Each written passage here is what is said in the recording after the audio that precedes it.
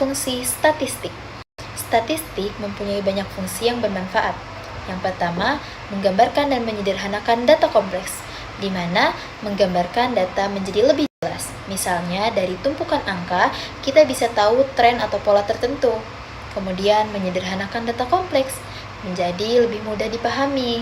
Statistik juga berguna sebagai alat perbandingan, di mana contohnya kita dapat membandingkan hasil belajar dua kelas. Kemudian statistik juga bisa dipakai untuk mengukur besarnya suatu data, seperti berapa persen sih siswa yang suka di pelajaran tertentu. Nah, statistik dapat membantu kita dalam menentukannya. Kemudian, statistik juga dapat membantu kita menentukan hubungan sebab akibat, di mana antara waktu belajar dan nilai yang diperoleh itu dapat kita tentukan menggunakan statistik.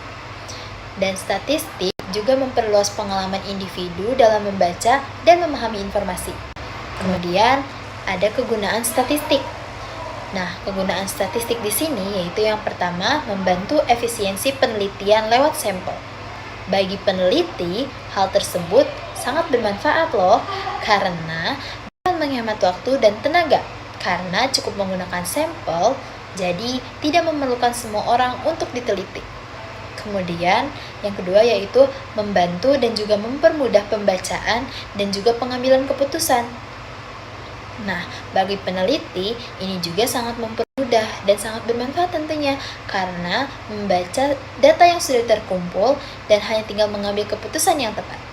Kemudian, yang ketiga, mendeteksi perbedaan dan hubungan antar kelompok atau variabel. Kemudian, membantu memprediksi dan interpretasi data. Hal tersebut membantu kita dalam memprediksi dan menginterpretasi data dengan lebih baik. Yang ketiga yaitu ciri khas statistik. Nah, ciri khas statistik gak kalah penting nih. Yang pertama, statistik itu kerja dengan angka, baik jumlah, frekuensi, atau nilai. Kemudian, statistik itu objektif, artinya data yang disajikan benar-benar sesuai kenyataan. Dan terakhir, statistik itu bersifat universal karena bisa digunakan di berbagai bidang ilmu, mulai dari pendidikan sampai dengan ekonomi tentunya. Selanjutnya, ada statistika deskriptif dan statistika inferensial. Statistika deskriptif yaitu metode statistika yang digunakan untuk menggambarkan atau meringkas data tanpa membuat kesimpulan yang lebih luas atau generalisasi. Sedangkan statistika inferensial ini metode statistika yang digunakan untuk membuat inferensi atau kesimpulan tentang populasi yang berdasarkan data sampel yang diambil dari populasi tersebut. Selanjutnya, ada ruang lingkup statistika deskriptif dan inferensial. Ruang lingkup statistika deskriptif yaitu terdiri dari pengumpulan data, yang artinya metode pengumpulan data seperti survei, observasi, atau eksperimen. Yang kedua, ada penyajian data, yang dimana terdiri dari tabel yang menyajikan data dalam bentuk tabel untuk memudahkan pembacaan dan perbandingan. Yang ketiga, ada grafik, yaitu terdiri dari histogram yang menampilkan distribusi frekuensi data. Yang kedua, ada diagram batang yang membandingkan nilai dari kategori yang berbeda. Yang ketiga, ada diagram lingkar yang menunjukkan proporsi data dalam bentuk persentase. Yang keempat, ada diagram garis yang menampilkan tren data dari waktu ke waktu. Berikutnya, ada ukuran pemusatan data. Nah, ukuran pemusatan data ini yang terdiri dari mean atau nilai rata-rata dari seluruh data, median, nilai tengah dari data yang telah diurutkan, terakhir itu ada modus, nilai yang sering muncul di dalam data. Nah, ini yang terakhir, ukuran penyebaran data yang terdiri dari rentang atau range, yaitu selisih antara nilai maksimum dan minimum dalam data. Yang kedua, ada variance, yaitu ukuran seberapa jauh setiap nilai data dari mean. Yang terakhir, ada standar deviasi, yang artinya akar kuadrat dari varians yang memberikan ukuran penyebaran data yang lebih mudah diinterpretasikan. Nah, selanjutnya, ruang lingkup statistika inferensial ini terdiri dari estimasi parameter yang terdiri dari estimasi titik dan estimasi interval. Kemudian ada uji hipotesis. Nah, uji hipotesis ini yang menentukan hipotesis nol dan hipotesis alternatif yang merumuskan pernyataan tentang populasi yang akan diuji. Selanjutnya ada memilih tingkat signifikansi, yaitu menentukan probabilitas maksimum kesalahan yang dapat diterima dalam pengambilan keputusan. Yang ketiga ada menghitung statistik uji, yaitu yang menghitung nilai statistik yang digunakan untuk menguji hipotesis. Yang keempat ada membuat keputusan, yaitu menolak atau tidak menolak hipotesis nol berdasarkan nilai statistik uji dan tingkat signifikansi. Nah, yang terakhir ini ada analisis regresi. Analisis regresi ini terbagi menjadi dua, ada regresi linear sederhana dan regresi linear berganda. Nah, regresi linear sederhana ini yang memodelkan hubungan antara satu variabel independen dan satu variabel dependen. Nah, kalau regresi linear berganda ini yang memodelkan hubungan antara beberapa variabel independen dan satu. Adapun contoh dari statistika deskriptif dan diferensial. Contoh statistika deskriptif itu adalah sebuah survei 2025 pada 1000 responden di Jakarta menunjukkan jenis transport yang paling sering digunakan yaitu ojek online 55%, taksi online 30%, dan KRL atau MRT itu 15%. Rata-rata pengeluaran transportasinya per hari itu Rp35.000. Standar deviasinya mengeluarkan Rp8.000. Data ini hanya menggambarkan kondisi responden survei, tidak ada kesimpulan lebih lanjut tentang seluruh penduduk Indonesia, dan hanya merangkum hasil surveinya saja.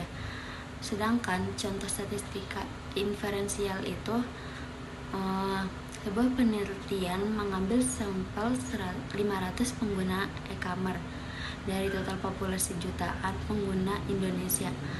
Dari sampel, 82% menyatakan puas dengan layanannya. Penelitian kemudian melakukan estimasi interval kepercayaan 95%.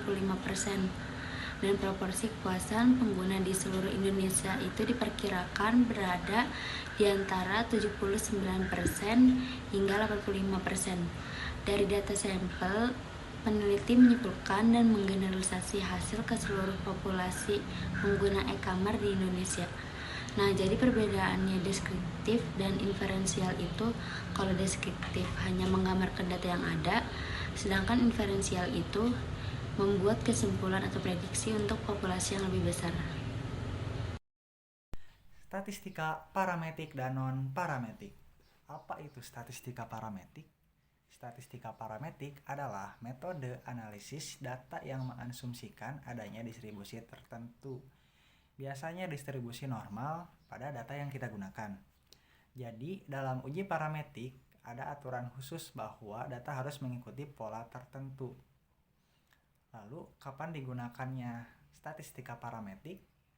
Biasanya, statistika parametrik dipakai jika pertama, datanya berskala interval atau rasio, misalnya pada nilai ujian, berat badan, dan tinggi badan. Lalu yang kedua, jumlah sampelnya cukup besar sehingga hasil analisis lebih valid. Yang ketiga, varians antar kelompok dianggap sama atau homogen. Lalu, ada contoh uji parametrik. Beberapa contoh uji yang termasuk kategori parametrik antara lain uji T untuk membandingkan rata-rata dua kelompok. Lalu ada ANOVA untuk membandingkan rata-rata lebih dari dua kelompok. Lalu ada korelasi Pearson untuk melihat hubungan linear antara dua variabel. Yang terakhir ada regresi linear untuk memprediksi nilai suatu variabel berdasarkan variabel lain. Jadi, statistika parametrik memberikan hasil data yang lebih akurat dan kuat jika syarat-syaratnya terpenuhi. Tapi, kalau ada data yang tidak memenuhi asumsi, misalnya tidak berdistribusi normal, biasanya digunakan statistika non-parametrik. Oke, selanjutnya ada statistika non-parametrik. Apa itu statistika non-parametrik? Statistika non-parametrik adalah metode analisis data yang tidak membutuhkan asumsi distribusi tertentu. Jadi, metode ini lebih fleksibel dibanding statistika parametrik yang tadi. Lalu, kapan digunakannya? Statistika non-parametrik cocok dipakai kalau Data berskala nominal atau ordinal, misalnya jenis kelamin dan tingkat kepuasan. Lalu, jumlah datanya relatif kecil, dan data tidak berdistribusi normal atau sulit memenuhi syarat uji parametrik. Lalu, ada contoh uji non-parametrik. Beberapa metode yang termasuk uji non-parametrik yaitu: pertama, chi-square untuk melihat hubungan antar variabel kategori. Lalu, ada mean Whitney untuk membandingkan dua kelompok independen. Lalu ada Kruskal-Wallis untuk membandingkan lebih dari dua kelompok. Lalu ada korelasi Spearman untuk melihat hubungan antara variabel ordinal. Jadi, statistika non-parametrik lebih luas karena bisa digunakan pada berbagai kondisi data. Tapi hasilnya kadang kurang sekuat uji parametrik jika syarat dan data parametrik sebenarnya terpenuhi. Untuk selanjutnya yaitu ada klasifikasi data statistika. Jadi dalam statistika data itu terbagi menjadi beberapa bagian, yaitu terbagi ke dalam 4 bagian. Yang pertama, data dilihat dari sifatnya, terbagi menjadi 2. Yang pertama ada data kualitatif, yaitu data deskriptif, tidak berupa angka, dan yang kedua ada data kuantitatif, yaitu numerik. Data-datanya berupa angka, terbagi menjadi 2 lagi. Yang pertama ada discrete, yaitu data yang berupa bilangan bulat dan dihasilkan dari hasil penjumlahan. Yang kedua ada continue, yaitu data yang berupa bilangan pecahan dan biasanya dihasilkan dari hasil pengukuran. Yang kedua, data dilihat dari sumbernya, terbagi menjadi 2 lagi. Yang pertama ada data primer, yaitu data yang diperoleh langsung oleh peneliti. Contohnya bisa data yang diperoleh dari hasil observasi, wawancara, atau kuesioner. Yang kedua ada data sekunder, yaitu data yang dihasilkan dari data yang sudah ada. Contohnya pembuatan BPJS, arsip sekolah, dan lain-lain. Yang ketiga, data dilihat dari waktu pengumpulannya, terbagi menjadi 2 lagi. Yang pertama ada data cross section, yaitu data yang dihasilkan dari waktu tertentu. Contohnya yaitu data mahasiswa baru di tahun 2025. Yang kedua ada data time series, yaitu data yang dihasilkan dari kurun waktu tertentu, jadi ada jaraknya. Contohnya yaitu perkembangan penduduk Indonesia pada tahun 2010 sampai 2025. Terus yang keempat ada data dilihat dari skala pengukurannya, terbagi menjadi 4. Yang pertama ada nominal, yaitu diklasifikasikan, terus urutan 1 dan keduanya itu tidak ada peringkat, sama setara, tidak ada perhitungan. Contohnya yaitu kayak agama, jenis kelamin. Terus yang kedua ada ordinal. Ordinal sama mengklasifikasikan tapi ada urutan, ada peringkat antara nomor 1 dan nomor 2. Contohnya itu peringkat sekolah, pendidikan, dan lain-lain. Terus yang ketiga ada interval. Interval itu sama diklasifikasikan, terus adanya peringkat juga, adanya perhitungan. Contohnya itu kayak IQ tapi tidak memiliki nol mutlak. Contohnya kayak IQ, suhu, dan lain-lain. Yang keempat ada rasio. Rasio sama diklasifikasikan, ada urutan peringkat juga, ada perhitungannya juga, tapi dia memiliki nilai mutlak. Contohnya kayak tinggi badan dan lain-lain. Nah, selanjutnya berapa sampel yang baik dari sebuah populasi agar dianggap valid? Tidak ada aturan pasti berapa banyak agar sampel dapat mewakili populasi. Akan tetapi, secara umum dapat dikatakan bahwa semakin besar sampel, semakin besar kemungkinan dapat mencerminkan populasi, karena jumlah sampel ada kaitannya dengan pengujian hipotesis statistika.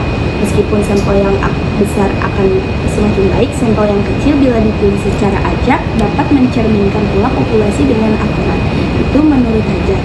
Kemudian, di sini terdapat tabel yang memuat jenis penelitian serta persentase yang direkomendasikannya menurut beberapa ahli.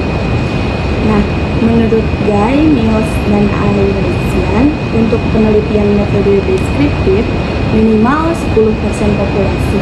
Untuk populasi yang relatif kecilnya minimal 20% responden. Sedangkan untuk penelitian korelasi diperlukan sampel sebesar 30 responden. Untuk penelitian eksperimen dan komparatif diperlukan sampel 30 responden untuk setiap kelompok yang akan dibandingkan, khusus untuk penelitian eksperimen dan komparatif. Sedangkan menurut Borg dan Gall untuk populasi di bawah 100 diambil semua. Bila populasi berjumlah 500 diambil 50%, dan jika 5.000 diambil 357 responden, dan bila berjumlah 100.000 diambil 384 responden.